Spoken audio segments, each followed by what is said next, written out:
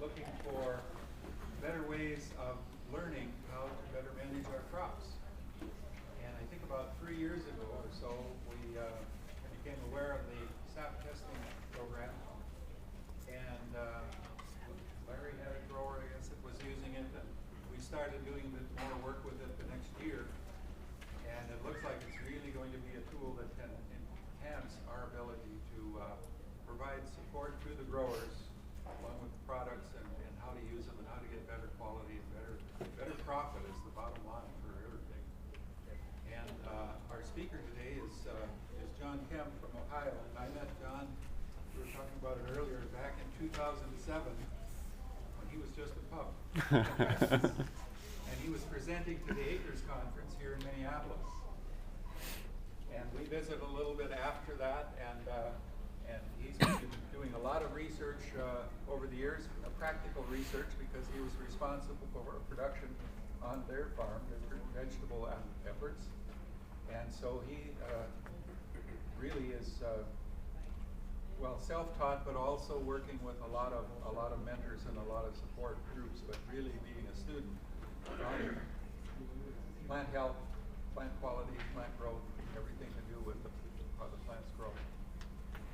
And John has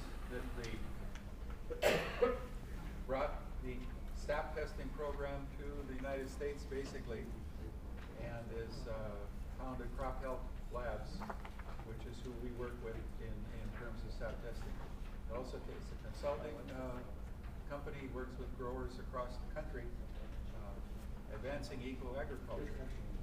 And so he has not a lot of free time, and we appreciate his willingness to come here and spend an hour this afternoon. He also will be here tomorrow working with the sap testing and more intense. So John Kemp, welcome you, and thank you, Del. That you can be with us. So you can, I think we just handed it over. Yep. Well, I must say that it's quite an honor to be here. It's an honor it's not very often that someone would consider inviting someone else from what could be considered a competing company. So it's an honor to be here and to talk with you today. And I'm really excited to talk about some of the things that we have learned with sap analysis over the course of the last 3 years that we've been using it very widely. So in preparation for the day here today, Del asked me to talk about several different pieces. He asked me to talk about some of the things that we have learned with sap analysis since we started using sap analysis, particularly as it pertains to tree fruit and apples in particular, and then also just provide a very quick introduction to the sap analysis technology itself. So within that, just to provide context for that story, I'd like to share some of my own personal background and how I got to the point of where I am today and doing the work that we are today. So I grew up on a small family fruit and vegetable farm in northeast Ohio in the snow belt south of Lake Erie. In the early 2000s, 2002, 3, and 4, we had a 3-year consecutive period in which we lost the majority of our the various different crops that we were growing to a variety of different disease and insect pests. We were using constantly intensifying insecticide applications, fungicide applications, and our results were going backwards. We were losing more crops and more crops every year to just a variety of different pests. So in 2004, the last year of that 3-year period, we also started farming a neighboring field that bordered up right against one of our own fields. And because of the field slope, we started planting crops directly across the field border. On the in that field, right out beside the road where everybody could see it driving by, that year we planted a crop of cantaloupe. At harvest, the old soil that we have been farming for the last decade in a variety of vegetable crops had 80% leaf infection of powdery mildew. And the new soil, there was no powdery mildew. Not as in 5% or 10% leaf infection, but you couldn't find any. There was no powdery mildew in that section of the field. And there was this clean knife line right down through the edge of the field. It was such a pronounced difference It was very visible. In fact, it was so pronounced that there were healthy vines growing right in amongst the unhealthy vines.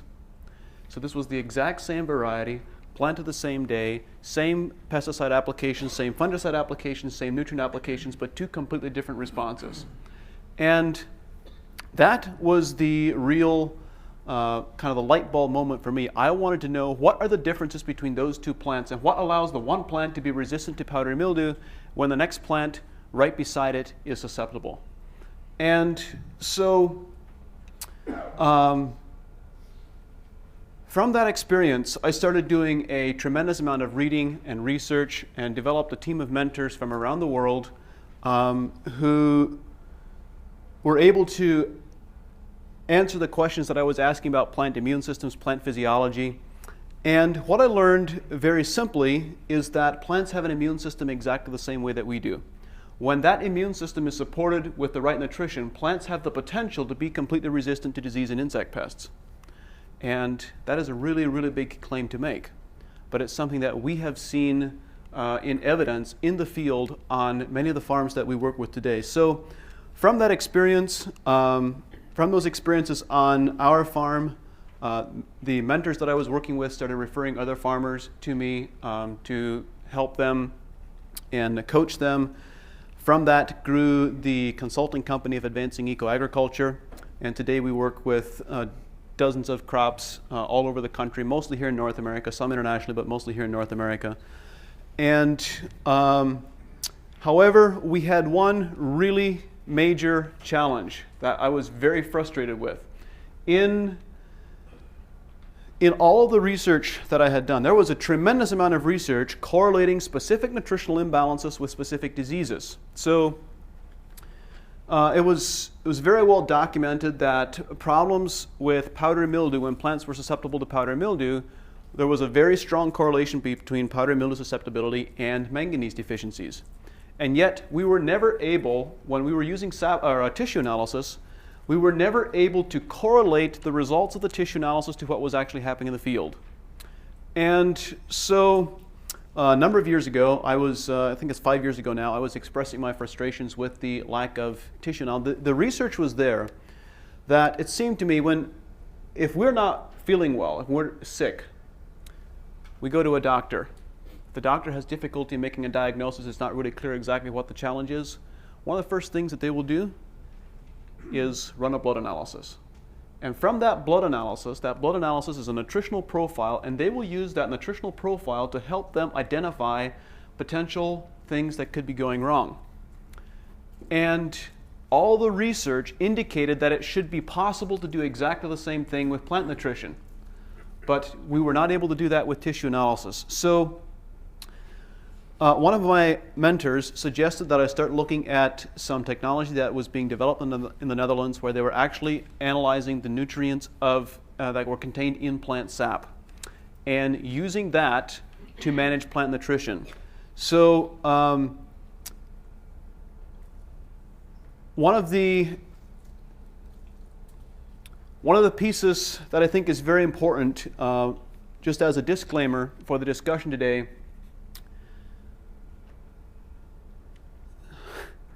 thoughts are going in a half a dozen different directions here, but one of the pieces that Dell asked me to talk about is some of the things that we've learned about diseases, quality management, fruit quality management, and so forth. And if within the context of the consulting work that we do at Advancing Eco-Agriculture, one thing that I'd like to point out right from the beginning, when a farmer or a consultant or someone asks us how to manage a specific pest or how to manage a specific disease, our answer is never that you need to apply XYZ pesticide or fungicide, or you need to apply this product and that will take care of the problem. I'm not saying that that is not an appropriate answer. I'm not discounting or disqualifying that at all. However, that is not the context within which we work. All of our work is based on identifying the root cause. What is the nutritional cause of why we are having this problem? So, over the course of the next 40 minutes or so, I'd like to give you an overview of how we approach plant nutrition, how we think about plant nutrition, and how sap analysis fits within that context. So, what I discovered in my research is that there is a lot of discussion and a lot of research on plant immune systems. But a lot of the research is being done in the botany department, and nobody is talking about it to the agronomists and to the farmers. So there is, in fact, a lot of research out there that describes how to produce plants with completely functional immune systems. And this book is one of the very few books that I reference constantly, and one that I would highly encourage anyone who's interested in pursuing this topic matter to study. But in this book, Mineral Nutrition and Plant Disease, there are many correlations that are made directly between different diseases and different nutritional imbalances. So, as a starting point for the discussion, I'd like to talk about apple scab. I'm sure none of you in here have problems with apple scab, right?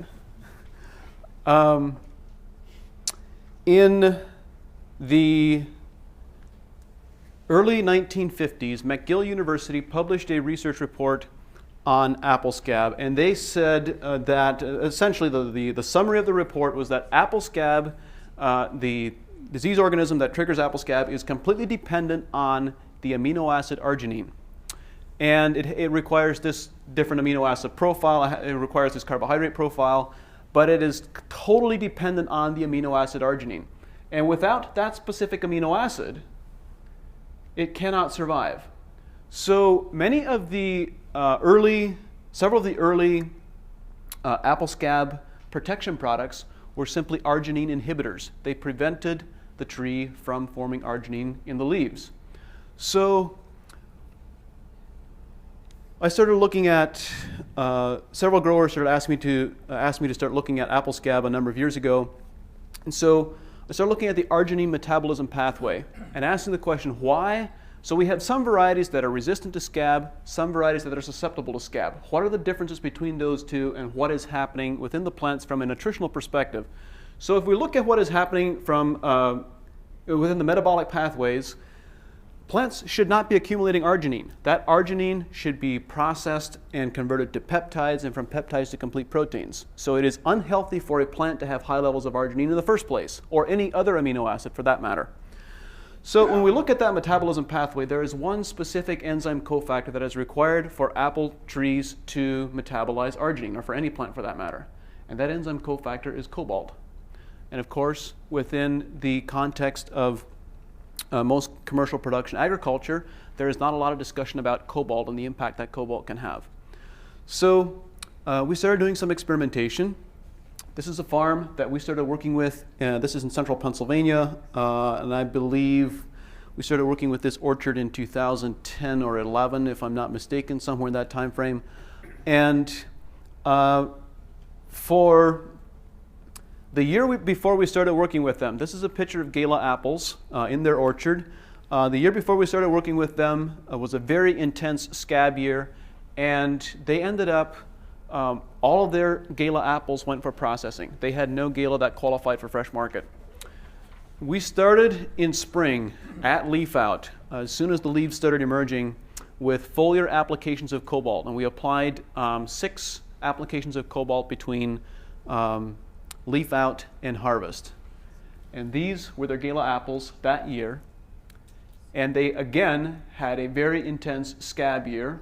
All the surrounding orchards had the same level of scab problems, but they had no scab on Gala apples or on any of the apples in their orchard.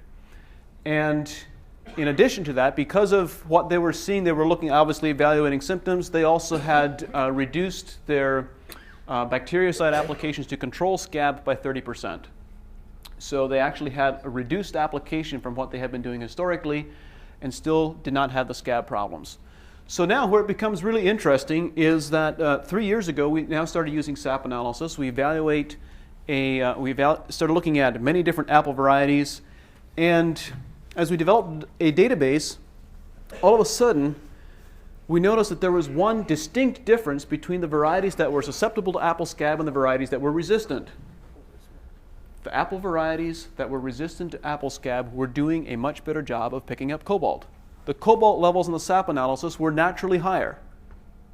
And there was that distinct correlation across all of these different varieties. So I use apple scab as an example because It is a simple example. It's an easy example. There's only one moving part, the amino acid arginine. But the reality is that it's within this framework, this context, that we tend to think about all of these different disease and insect challenges. So we are constantly thinking about how can we remove the nutritional source, the nutrient source that these organisms are dependent on. So for example, take Erwinia, which there's a number of different species of Erwinia, one of which causes fire blight, another of which causes, many of the Erwinia organisms are associated with different diseases in different crops, but fire blight in particular. The fire blight organism will thrive in an environment that has very low levels of iodine. You correct iodine, bring iodine levels up, fire blight problems substantially decrease, which is one of the reasons why some growers have seen responses from very intense, very heavy applications of seaweed materials which contain higher concentrations of iodine. So the same also holds true of Xanthomonas. Bacterial speck, bacterial spot. Xanthomonas, again, is associated with a number of different diseases in different crops. Xanthomonas is also associated with iodine. If you look at bacterial canker on cherries, Pseudomonas syringae, bacterial canker is very strongly associated with manganese deficiencies. And this is something, bacterial canker in cherry production is the uncurable disease for cherry production. And yet we have cherry orchards that we're working with today that we have not just stopped bacterial canker, but we have completely reversed it. All the active cankers that were there when we started have dried up. They have regressed, and the tree's health is recovering very rapidly. So there's a number of different disease. This framework, this way of thinking about disease and pest management holds true for any disease organism that you want to talk about. So I mentioned briefly bacterial canker and the success that we've had there. So in working with a number of many different crops, many different types of environments, we have noticed a gradual evolution of plant health where plants become resistant to different types of diseases, different types of insects at different stages of physiological development and physiological integrity. So we put together this diagram to describe what we see happening. There is a tremendous amount of research and science behind this diagram, and it's something that I could talk about for 4 hours, but I'll just give you a very brief high-level overview. When we put this chart together, the plant health pyramid, we see 4 different stages of physiological development in plants. The first is when plants' photosynthetic level increases. The baseline becomes much higher, and they start forming higher levels of complete carbohydrates. In other words, they have very low levels of reducing and non-reducing sugars in the plant sap. And so when this happens, just to give you a framework reference for what I'm describing here, most plants' photosynthetic efficiency, the amount of sugars that they produce in every 24-hour photoperiod, is only about 20 to 30% of that leaf's inherent capacity. And that can be substantially increased with proper nutritional management. The second level is when plants begin forming complete proteins. In other words, correlating it back to what I described with apple scab, we no longer have plants that have high levels of soluble amino acids and soluble nitrogen in the plant sap. All of that is being converted to complete proteins. So, and that is referred to technically as protein synthesis versus proteolysis. Then the third level, and by the way, that was not intentional. The first 2 levels of physiological integrity are purely a function of nutritional balance. Farmers can accomplish this in a hydroponic situation. You do not need soil biology to achieve this level of physiological development and this level of disease resistance.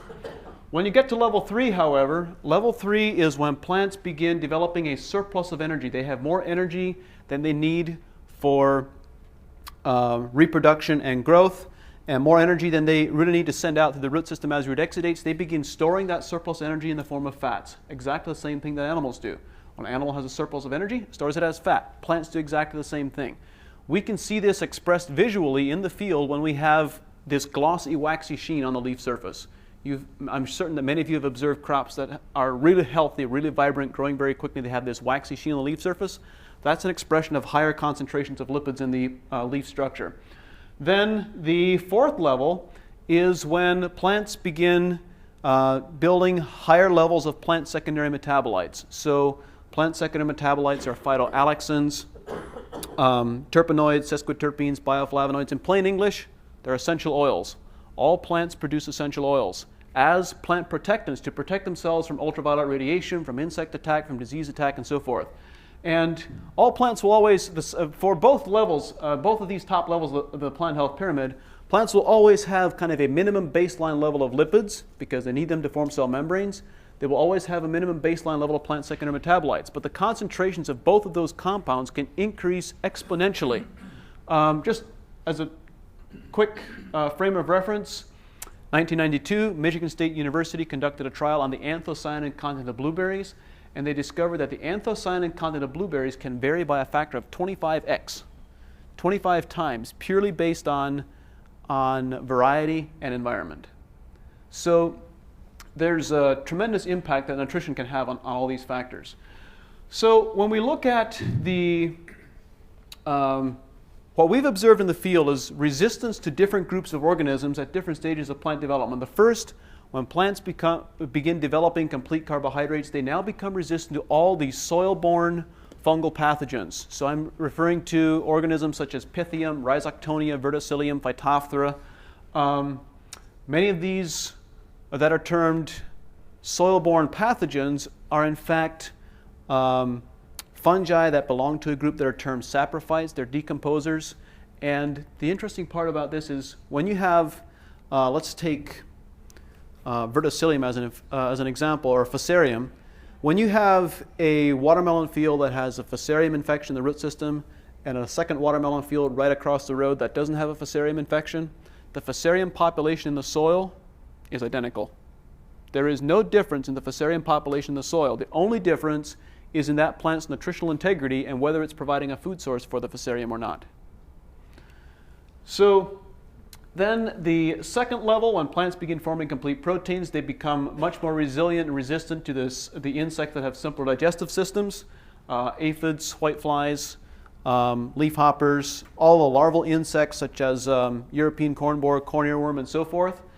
I love it when farmers call us and tell us that their biggest problem is with aphids or whiteflies or some of these insects, because you're able to produce a tremendous response on crops very quickly and nutritionally manage them so that those pests disappear, and they think that we just worked some kind of magic.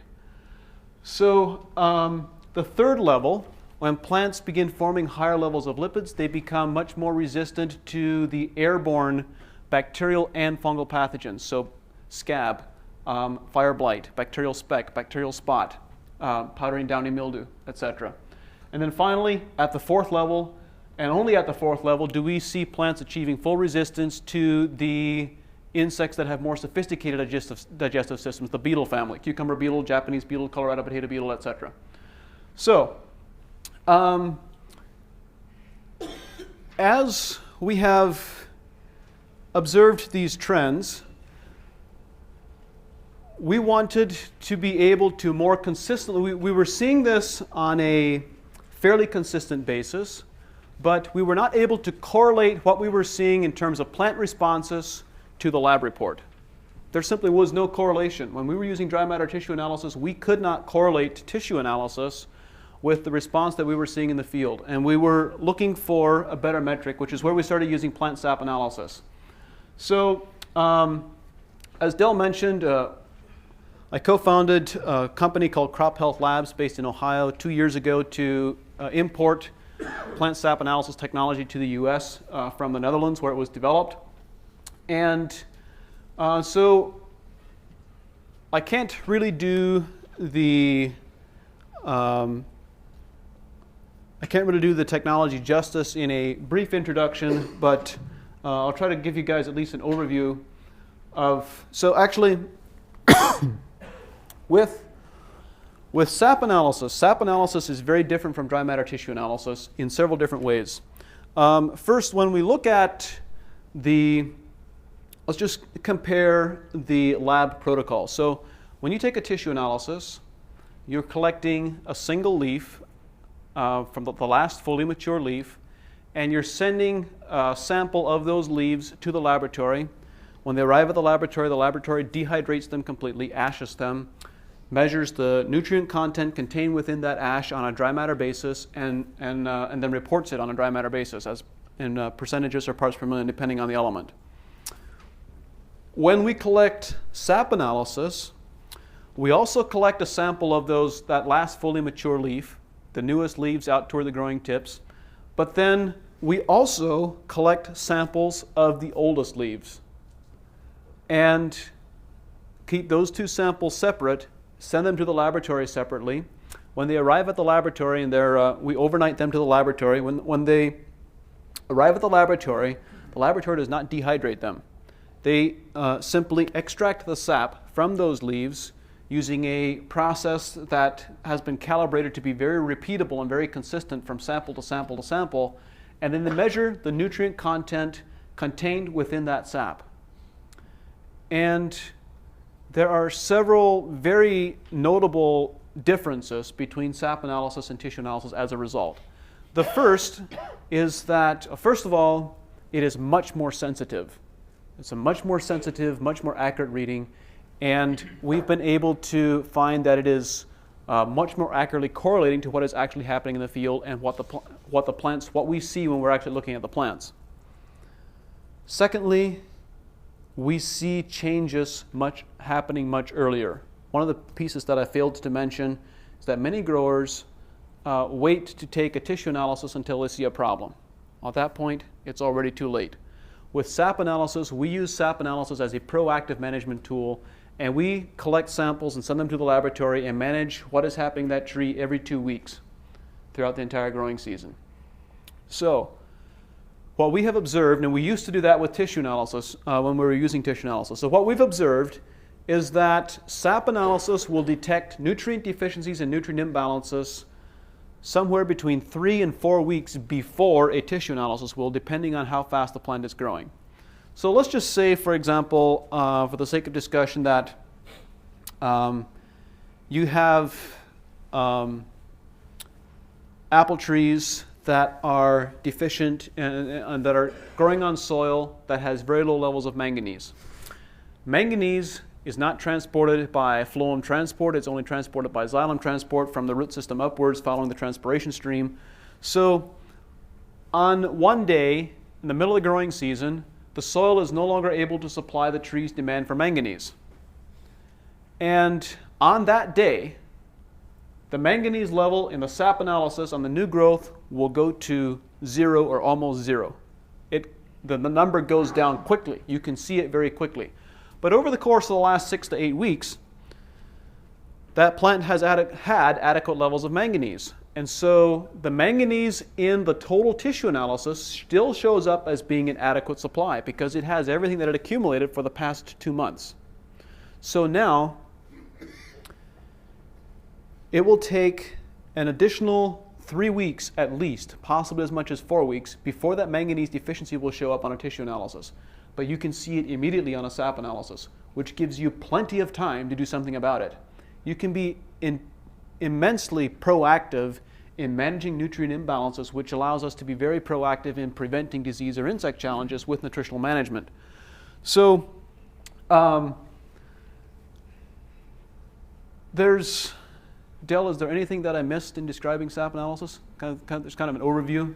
And there's more that we could talk about, but that's kind of the overview. So the developers of sap analysis observed some very interesting trends in how nutrients were interacting with each other and how nutrients were moving and flowing around in plants. So there's several key advantages that I want to talk about. When we take 2 leaf samples and we analyze them separately, we are able to see very clearly how the plant is moving and partitioning nutrients. And this is very, very powerful. Actually, it's so powerful that, and I'll describe in a moment the different nutrients that plants move around and how they're moved, but this is this is very powerful because it allows the plants to tell us exactly what their nutritional requirements are. We no longer need a laboratory that has 3 decades of a database of experience to establish a desired value. And it also allows us to really fine-tune into what the desired values are of each specific variety. We are now working with strawberries and cherries and a number of other crops where we're actually fine-tuning the nutritional requirements on a variety-by-variety basis. And I think you guys will, in a little bit, I want to also talk about Honeycrisp apples because we've been able to completely manage bitter pit on Honeycrisp apples with nutritional management. Because what we've learned with sap analysis is that they have one distinct nutritional difference that is completely different from all the other apple varieties that we've tested. So, the reality, by allowing the plants to tell us what their nutritional requirements are, this is so powerful. With as few as a dozen samples, we can have a very accurate idea of exactly what this plant's nutritional requirements are. I could go to work on coconut in South America tomorrow, and I know absolutely nothing about coconuts, and I would be able to, with a very few samples, know what that coconut plant's nutritional requirements are. So, as an example of this, I'm going to remember this day for a very long time. It was one of the highlights of my career up to this point. It was 2 years ago. 2 years ago. We were working with, one of our consultants on our team was working with a hops ranch in Washington, in Yakima, Washington, one of the largest hops operations in the country.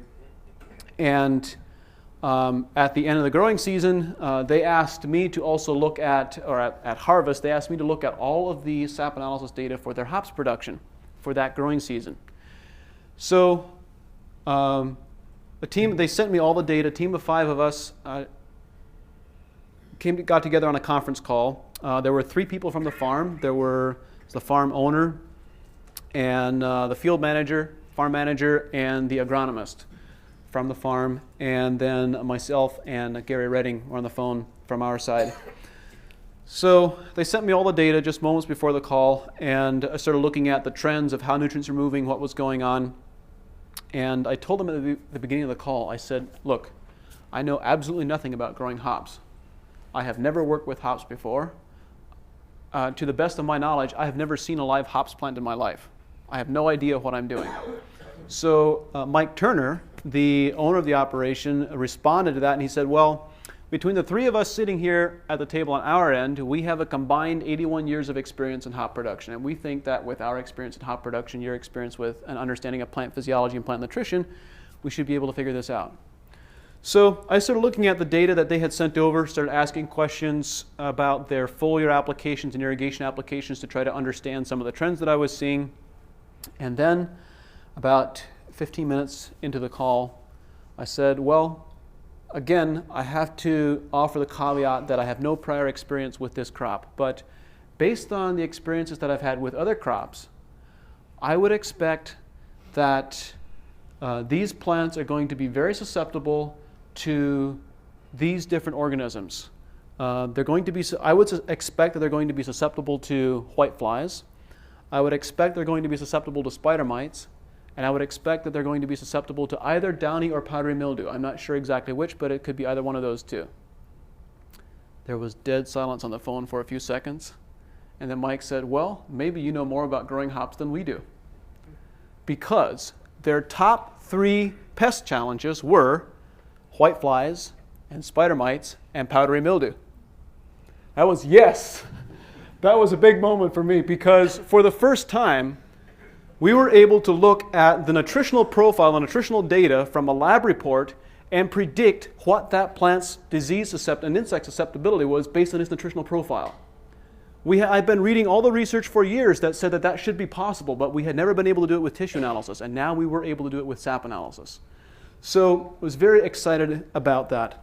So the team in the Netherlands developed a nutrient interactions diagram to describe some of the nutrient interactions that they were seeing that were different from what was described in the literature.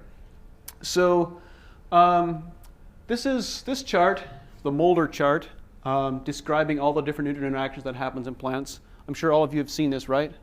All of you have also memorized it, I'm certain. So obviously this chart is very complicated. It's got lots of moving pieces and parts.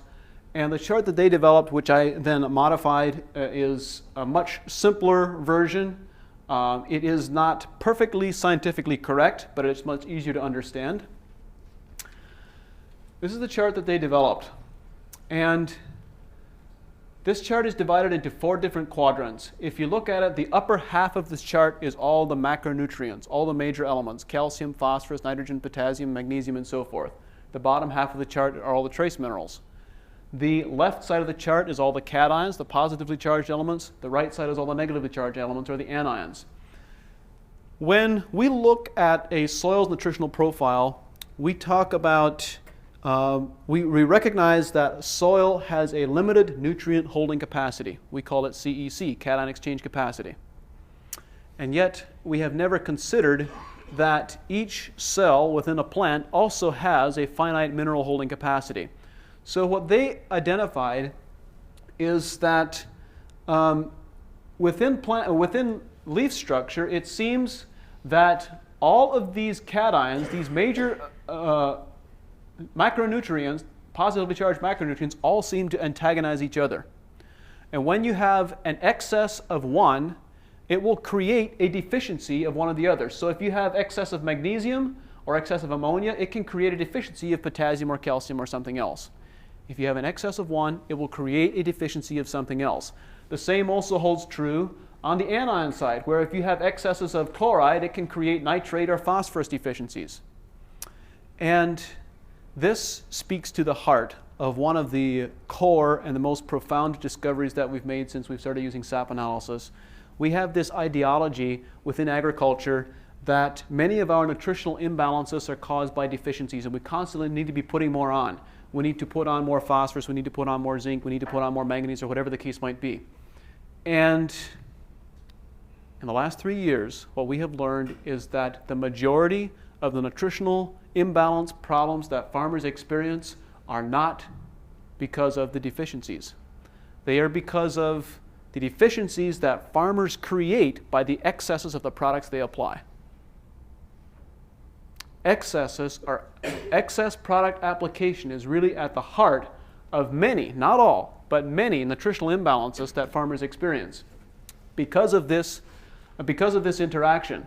So there's actually one very key interaction here that I'd like to point out for just a moment, and that is that calcium and potassium, these are also, there's a lot of science behind this chart. These elements are all ranked based on their atomic weight. We have calcium at atomic weight of 40, potassium at 39, then the magnesium drops down to a 24. Calcium and potassium are the 2 heaviest atomic weight major nutrient cations. The translation into farmer language is simply that those 2 antagonize each other very, very strongly. So, I'll talk more about Honeycrisp in a bit. You guys would think I would be completely crazy if I told you that Honeycrisp do not have a problem with calcium deficiencies. But guess what? Honeycrisp do not have a problem with calcium deficiencies. This is why many of you that are growing Honeycrisp apples can put on very strong, very aggressive, continuous calcium applications and get limited results or limited response. The problem is that Honeycrisp apples have a genetic predisposition to hyperaccumulate potassium. So what happens is a majority of apple varieties will have they will kind of self-balance their potassium levels, be somewhere in the neighborhood of about 2,800 to 3,000 parts per million in the sap. Honeycrisp apples will accumulate potassium all the way up to 9,000 to 10,000 parts per million. 3 to 3.5 times higher than most other apple varieties. And what is happening is that those high levels of potassium are actually preventing calcium from moving into the fruit, particularly during the cell division stage in embryo development when a lot of the calcium should be moving into the fruit. So what happens, the problem with Honeycrisp apples is not that they have a calcium deficiency problem, they have an excess of potassium problem that is creating a calcium deficiency problem. And this is why you can put on a lot of foliar applications of calcium and get very minimal response, because you still have the high potassium that is preventing the calcium from moving into the fruit. And I'll talk a bit about how to manage that. All right, so the next piece, how am I doing on time, Dell? I don't have a clock.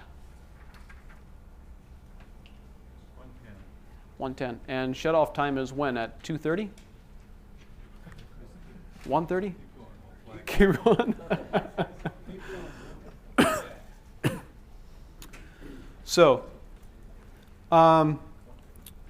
this next piece that I'd like to talk about, I'm certain is something that you're already familiar with to a limited degree, but something that becomes very clear and very distinct and pronounced when we start using SAP analysis, and that is how nutrients, it's important for both for understanding SAP analysis, and it's also important because of what SAP analysis teaches us about nutrient transport. There are two different types of transport tissue within the plant. The one is the phloem tissue, and phloem moves, this is the primary function of phloem tissue. The easy way to think about it is that phloem moves sugar from the source to the sugar sinks. So from the leaves to the sugar sinks, which are the new growth at the top of the plant, the root system, and the fruit. So just to help you visualize this, the fluid contained within the phloem is about 16% dry matter. It's a thick, syrupy liquid. Sugar water. Sugar water is what moves through the phloem. Now, the phloem does move a number of, many of the different elements with varying degrees of efficiency, but it does not transport calcium and it does not transport manganese. And I'm certain that many of you are already familiar with this conversation because it is very frequently discussed that this is one of the reasons why foliar applications of calcium do not move from the leaves into the fruit very efficiently unless they are in the chelated form. The same holds true of manganese. Now, the second type of transport tissue is xylem tissue. Xylem is water flow, water movement, the transpiration stream from the root system up to the upper parts of the plant. So, in essence, wherever the plant is using the most water is where calcium and manganese are going to go. So, within the plant's water requirements, we have several different physiological processes that are happening inside plants. You have photorespiration, you have and photosynthesis that are happening. So, boy, there's several different pieces that we could talk about here. Let's just say, for example, that you have a warm, sunny day, ideal growing conditions at 75 degrees, and the plant is photosynthesizing very well. When a plant is photosynthesizing well and at those slightly lower temperatures like 75 degrees or less, then the majority of water movement goes to the new growth because that's where the plant is photosynthesizing the most actively, and it's also using that water as to fuel growth as well. So that means that in those growing conditions, the majority of the calcium and the majority of the manganese is going to go up to the new growth. And that's good because that's where we need it to be. Now, boy, I just had another thought and I lost my train of thought. Oh, a second point that this means, it also means that we need a constant supply of calcium and manganese throughout the entire growing season.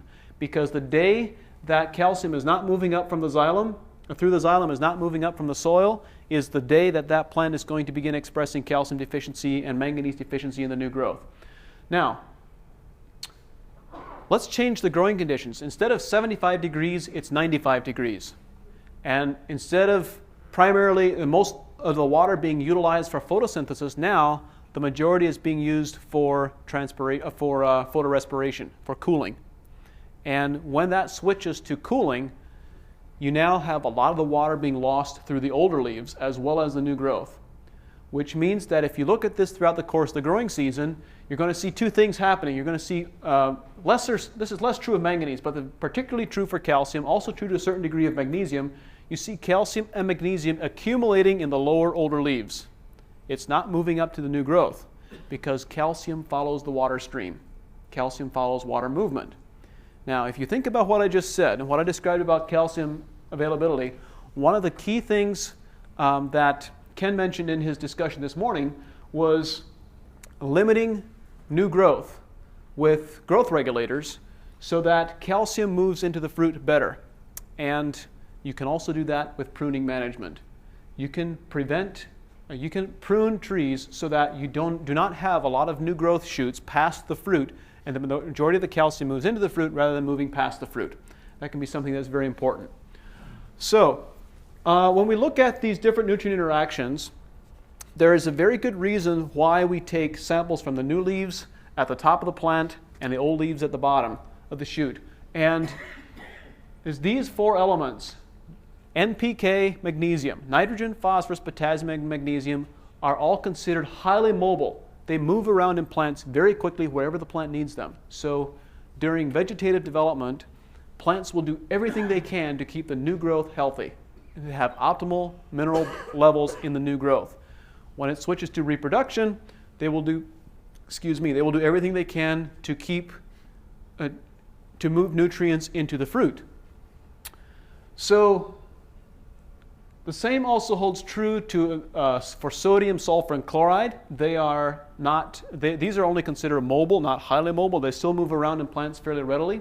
So what this means is that all these nutrients across the top half of the chart, all the cations, with the exception of calcium, are highly mobile, or are mobile. They move around in plant structure fairly quickly. And because of this, let's say we have a crop that doesn't have adequate levels of phosphorus. When the soil is no longer able to meet the plant's demands for phosphorus, the plant will start pulling phosphorus out of the lower older leaves. It will sabotage the lower older leaves and move it to the new growth at the top of the plant or into the fruit, wherever the greatest demand is at that point. So it will, in essence, self-sabotage. So what I'm describing very simply is that for all these elements, with the exception of calcium, the deficiencies will always show up on the old leaves at the bottom of the shoots first, not at the new leaves.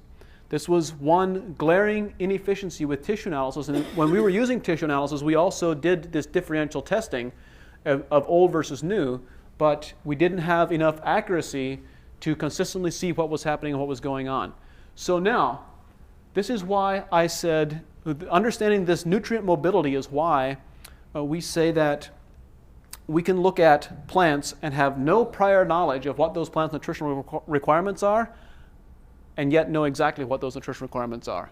Because you'll have one variety of apples, let's say, that has 3,000 parts per million potassium on the old leaves at the bottom of the shoot, and it will have 4,000 parts per million potassium at the top of the shoot. That plant is signaling you, says, hey, I'm doing everything I can to keep this potassium in the new shoot at optimum levels. So I'm going to pull it out of the lower older leaves and I'm going to move it up to the top. The new is higher than the old. So that plant needs more potassium. Let's say if you have the opposite that is true. You have 3,000 part per million at the top, 4,000 part per million at the bottom. This plant is saying, hey, I have a surplus of potassium. I have more than I need, so that I'm going to store that excess in the lower older leaves.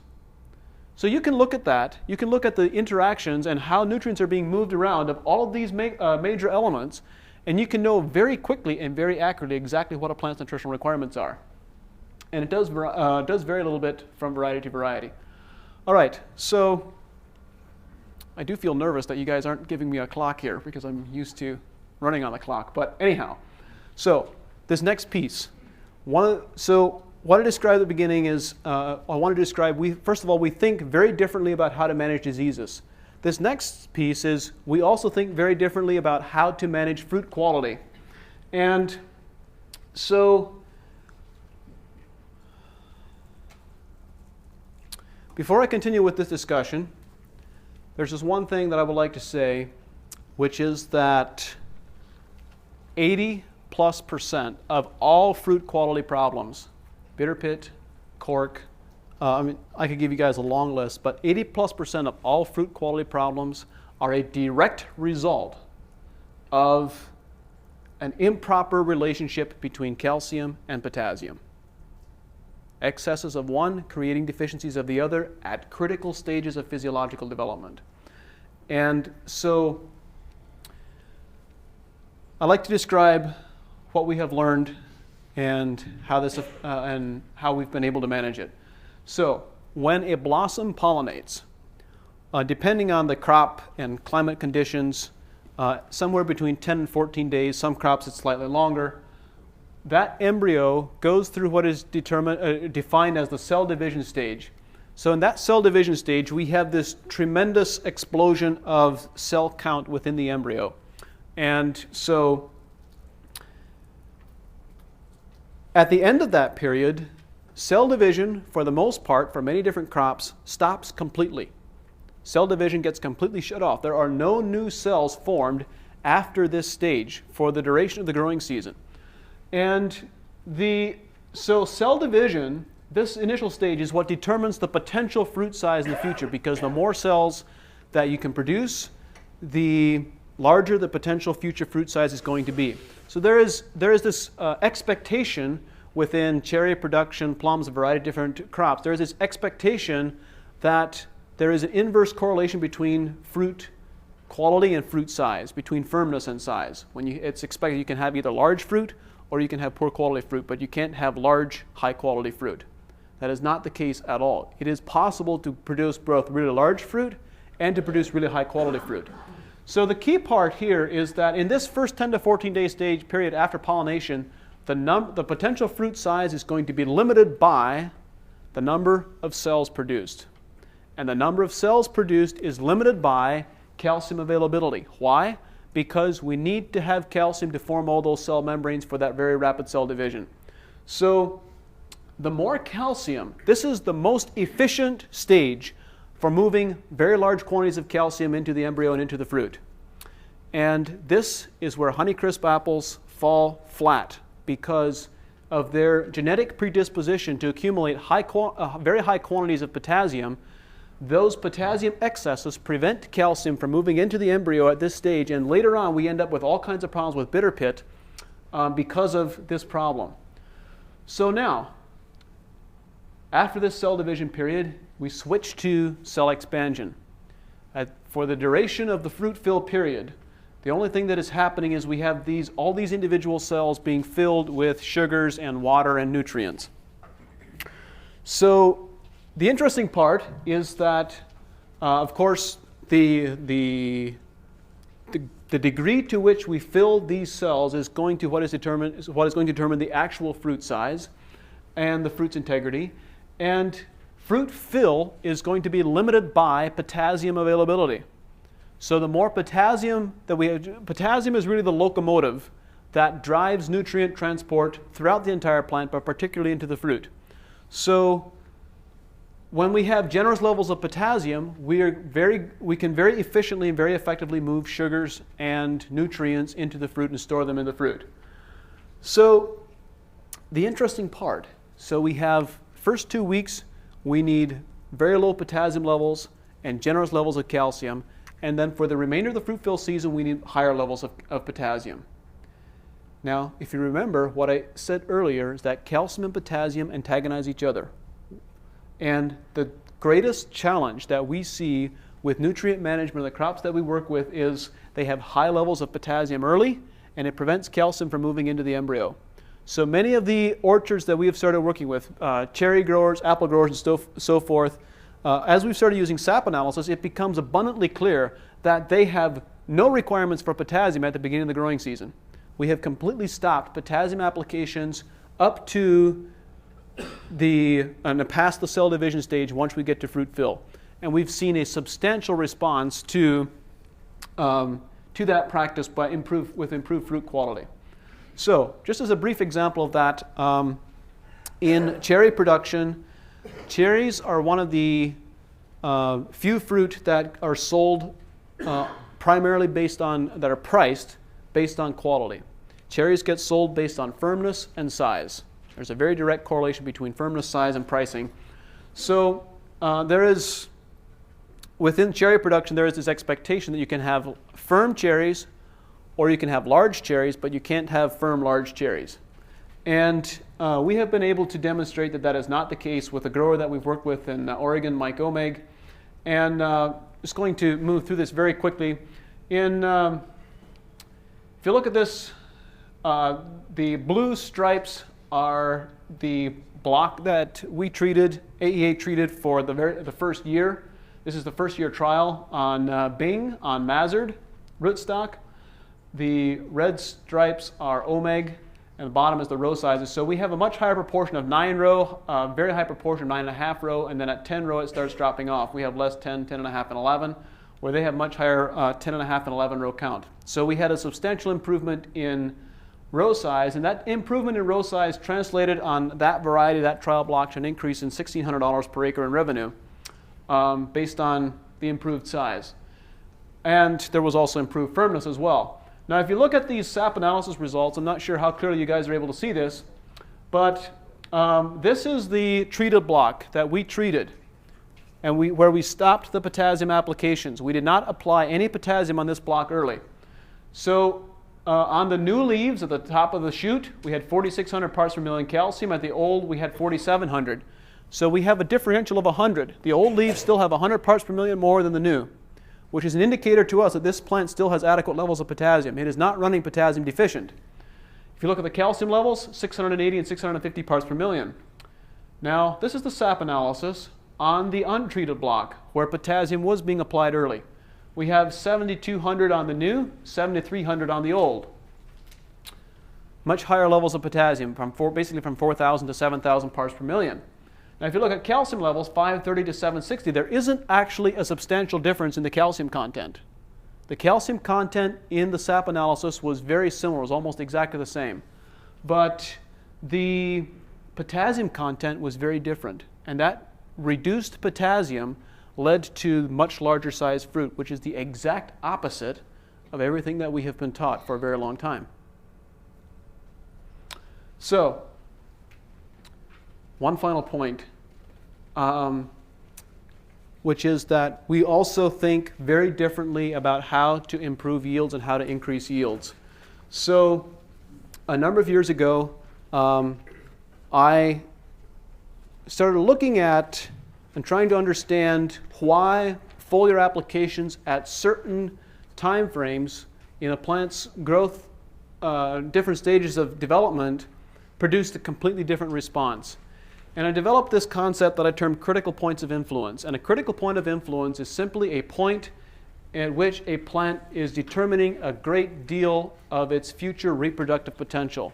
So on apples, for example, depending on the variety and latitude and a number of other factors, you will have fruit set, or I shouldn't say fruit set, bud initiation. You will have bud initiation happening from June through July for the following year's crop. And there's a lot of discussion about a biennial bearing, challenges with biennial bearing for some specific varieties. And what I can tell you right now is that biennial bearing is purely a nutritional challenge, and it can be completely managed with nutrition. What happens is when you have one year where you have really intense reproduction, a very heavy fruit load, that fruit load is pulling the majority of the nutrition, and you don't have the correct mix of nutrients and hormones as well, also play a role here, to trigger very strong bud initiation. And you go back on this yo-yo back and forth. So the key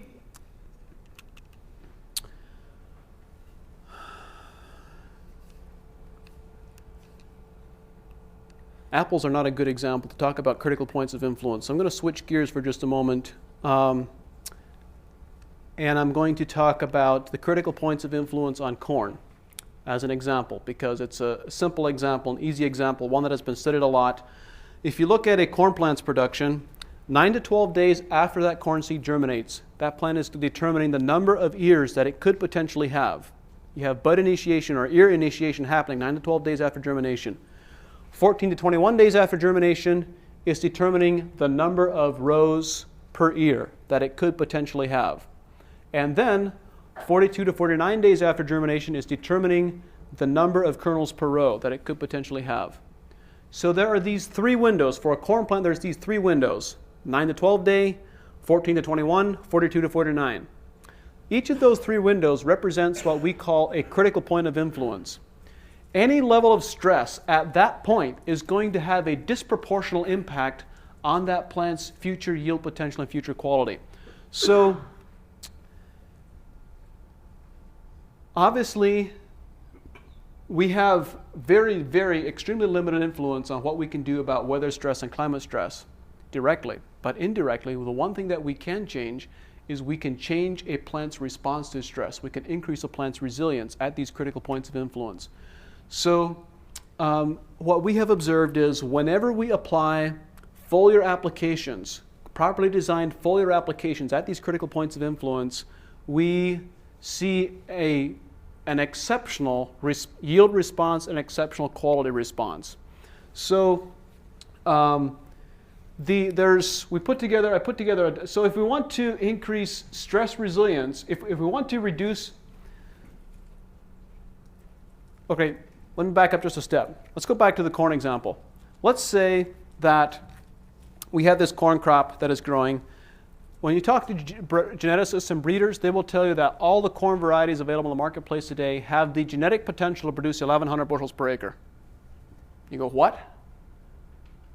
We're harvesting only a very small fraction of that. And the reason for that is because from the moment that seed is planted in the ground, for the entire rest of the growing season, any level of stress that that plant experiences is going to reduce that yield potential. So you start with 1,100 bushels the day that seed was planted, but maybe at that 9 to 12 day window you had 3 days of wet, cold, stormy weather.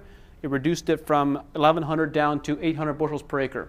Perhaps fertilizers weren't placed properly and they burned the plant roots. Now I've reduced it down to 600 bushels per acre. I'm making up the numbers. The point is that at the end of the growing season, you're harvesting only a very small fraction of what you originally started with.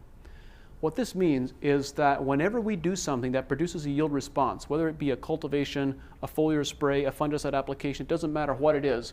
Whenever we do something that produces a yield response, the reality is that we have not increased yields. We have simply kept those yields from being lost. It's a very different way of thinking about it, but very important. So if you want to reduce yield loss, you simply need to increase that plant's stress resilience at these critical points of influence by having very strong nutritional balance and very strong nutritional integrity.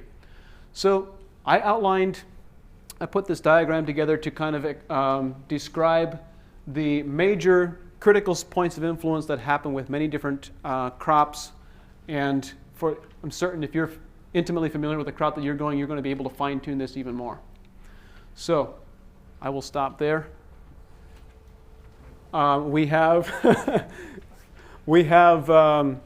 be presenting the discussion tomorrow about plant sap analysis, and basically for that discussion, I asked myself the question, two questions. Number one is, what is it that I would have liked to know about plant nutrition and agronomy when I first started doing consulting work 10 years ago? And the second question was, what is the really critical information that we use to actually make practical recommendations and practical management decisions in the field? So I have been to dozens of seminars over the last decade, and you can go to a seminar where somebody can talk about calcium, and they will put a slide on the screen that shows you the 20 different things that calcium does in a plant. And at the end of the seminar, you walk out of the seminar thinking that that was a really smart presenter, and you know that calcium is really important, but you don't really know how to manage calcium any better than you did when you walked in the door. So for the discussion tomorrow, I've really framed it in the context of what are the critical practical management pieces that you need to know, and what is the one thing that you need to know about each nutrient element? What's the one thing that you need to know about calcium? Because what I realized is that in our consulting work and in our agronomy work that we do on farms, we tend to manage each nutrient for one specific thing. We think about it in one way. And when we manage calcium for the one thing that we know calcium does well, everything else kind of falls into place all on its own. So reality is we can make it sound really complicated, but it doesn't need to be all that complicated at all. So do we have time for questions? Turn it back over to Larry. I don't want to be intrusive, so. No, go ahead. All right, yes. On your first page here, you referenced 3 books. If you were going to read one book, if I were to read one, which one would you recommend that I read? I actually didn't include the 3 most popular books that I have, but there are 3 books that I reference more than all the other books that I have combined. One of them is listed here, Mineral Nutrition and Plant Disease. That one is incredibly powerful. There are 2 additional ones. One is titled The The Mineral Nutrition of Higher Plants. It's in its third edition right now, which was edited by Petra Marshner. And the third is titled The Plant Analysis Handbook. Those three are the foundation for many different pieces. Yes? Great presentation. Thank you. Early on, you stated that Honeycrisp absorbs 3.5 times the amount of potassium that a normal variety does. What do you think would be some of the best practices in mitigating that uptake through calcium sprays? And then would you surmise that early or late summer pruning would reduce bitter pit based on reducing the leaf surface area?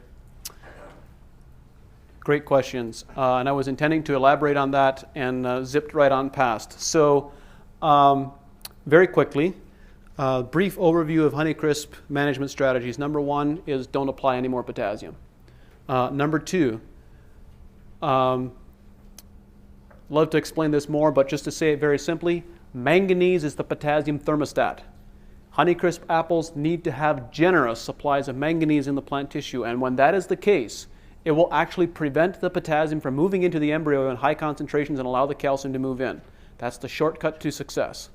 Number three is that, yes, summer pruning, when done properly, can greatly increase calcium transport into the fruit because, and the specific key is you want to look at, and again, this is something that I'm not an expert in at all, but we've worked with farmers that have described for us what they're doing, and they are specifically limiting the new shoots past the fruit, so that when calcium follows the transpiration stream, it doesn't go right past the fruit up into the new shoot, it goes into the fruit. And they're seeing substantial differences with that. Yep. I hate to cut it off because it's Yep. a fascinating discussion, but we have more to do, and I think Kenny has a couple of comments you wanted to, which is what me. Yep. All right. Thank you so much, John. You're welcome. You want to? Yeah.